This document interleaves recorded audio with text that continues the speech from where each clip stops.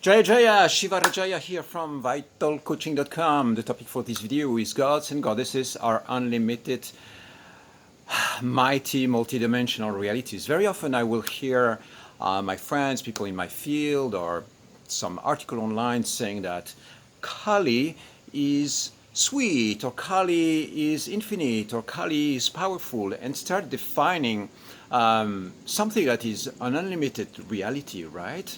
Like a god or goddess, or Shiva or Krishna, and say, this is what Kali is, or this is what Shiva is, or this is what Krishna is, or this is what any god or goddess is.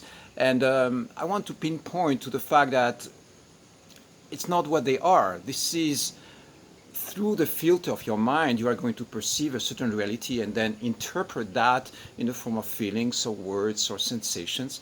But this is just through the filter of your mind. This is not necessarily the absolute reality that we are talking about.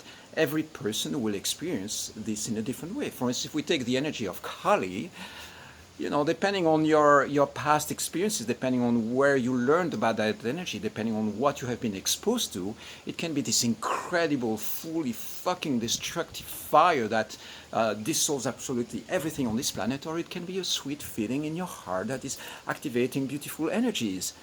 Both of those realities are real. So the moment you lock a god or a goddess, okay, within a box of your own limited experiences, because you have a certain energy, reality that touch you, and then you interpret that in a certain form of feelings and you define it within that box, it's like it's an insult to the gods and goddesses.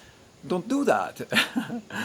I might have done it in the past, and sometimes I might catch myself making the same mistake, but gods and goddesses, they are like infinite realities, a trillion times more powerful than a human being. How can we, with our brain and our minds and our energies, just perceive or understand or comprehend the vastness of what they are?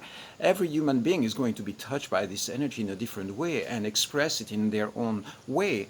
And this is why it's a mystical experience, because we cannot comprehend it with our rational brain and just put it into a limited model. So I just want to put it out there because it's something that I hear people say a lot in conversations. They will talk about Krishna, for instance, say, oh, Krishna is this, and it's the sweetness and the love and romantic energy. You go like, great, I'm glad you have an experience of Krishna, and that's not all Krishna is, okay? And the same when it comes, for instance, to the field of tantra or the field of yoga. You say yoga is a set of asanas to make you feel good.